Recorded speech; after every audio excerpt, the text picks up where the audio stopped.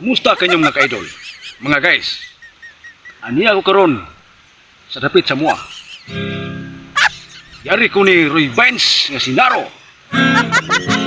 Ako namiton nga kaagi ni Duterte.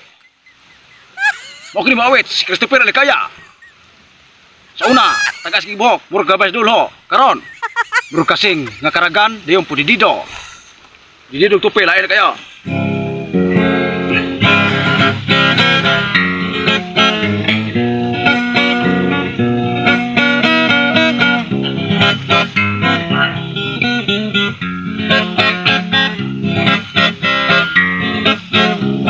Ingon ang mga tao,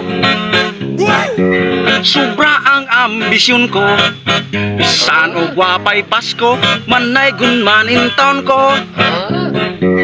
Nakining kanta-kanta, usay intaon matabla. Kay gusto ko kasinso, nagplano kog siyabo. Apan wala ko'y swerte, agbag kong presidente. Si Rodrigo Duterte, maisog daw ang tigre.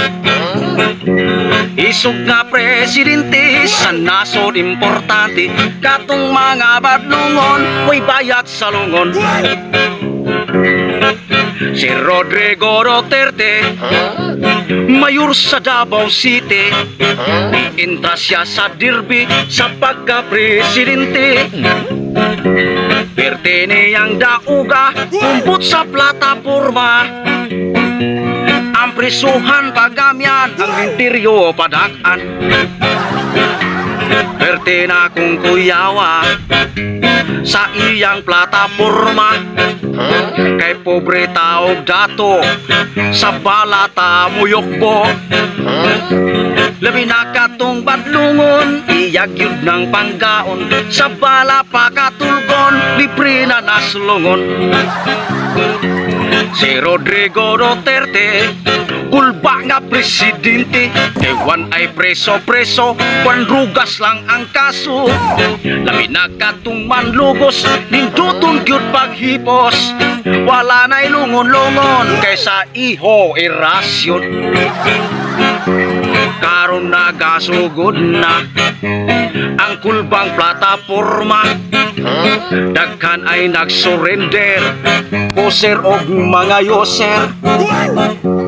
Daghan ay nangatumba, kay naigo sa bala. Og mo agsug pagsukol, buak bagol-bagol. Duterte generasyon, piling pirasyon. Bakit ni maawit sa Alicaya? Kasing kag ko. Oh.